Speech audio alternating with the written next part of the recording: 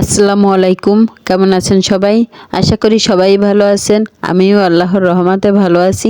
আজকে আমি দুপুরে ভর্তা করেছি, মানে ভর্তা আমার অনেক পছন্দ। শুধু ভর্তার আয়োজন করেছি, 3-4 পদের ভর্তা দিয়ে আজকে ভাত খাবো আর শুধু একটু ডাউল। তো ভর্তা আমার বানানো শেষ। আলু ভর্তা বানিয়েছি, তো আলু ভর্তা একটু মরিচ কম দিয়েছি, কারণ আলু ভর্তা আমার মেয়ে খাবে আর অন্য সব ভর্তা খাবে না। ও পেঁপে ভর্তা, তারপর মিষ্টি কুমড়া ভর্তা, তারপর শুটকি মাছ ভর্তা, এগুলো তো ও খাবে না, ও শুধু আলু ভর্তাটা খাবে। তার জন্য মরিচটা কম দিয়েছি।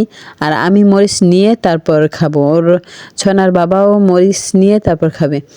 হ্যাঁ, আর অন্য সব ভর্তায় কিন্তু অনেক মরিচ দিছি, মানে অনেক জাল দিছি। আর জাল আমি অনেক পছন্দ করি, যদিও আমাদের গ্যাসের সমস্যা আছে, আমি অনেক জাল খেতে পারি আর জাল আমার অনেক পছন্দ। হ্যাঁ, তো এই যে আর একটু ডাল রান্না করেছি, গ্যাসের সমস্যার কারণে অনেক কিছুই খেতে পারি না। ভর্তা আমার অনেক পছন্দ, কিন্তু মনে চাইলেও দেখা যায় খেতে পারি না।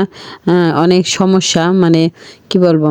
তো যাই হোক, আজ 5-6 মাস পর ভর্তা করেছি, শুধু ভর্তা দিয়ে ভাত খাবো আর অন্য কিছু করিনি। যদি আমার জামাই বাসায় আসে তখন তাকে ডিম ভেজে দেবো। হ্যাঁ, আর আমার ডিমের দরকার নেই, আমার শুধু ভর্তাই হয়ে যাবে। তো আগে আমি খেতে আসি, আমার খাওয়া হলে আমি আমার মেয়েকে খাওয়াই দেবো, কারণ আমার মেয়েকে খাওয়াই দিতে অনেক টাইম লাগে। আমার মেয়ের মনে হয় যে 1 ঘন্টা খাওয়াইতে লাগে, কারণ ও মুখের মধ্যে খাবার নিয়ে বসে থাকে। বাচ্চাদেরকে খাওয়াইতেই অনেক সমস্যা, বাচ্চারা খেতেই চায় না। আমার মেয়ের খাবার নিয়ে আর কি বলবো, ওকে খাওয়াইতে অনেক সময় লাগে, ও কোনো খাবার খেতেই চায় না, ওকে ভাত খাওয়াইতে অনেক কষ্ট হয়, কারণ ও খাবার মুখে নিয়ে বসে থাকে। তো যাই হোক, আগে আমি খাবার শেষ করে তারপর ওকে খাওয়াবো।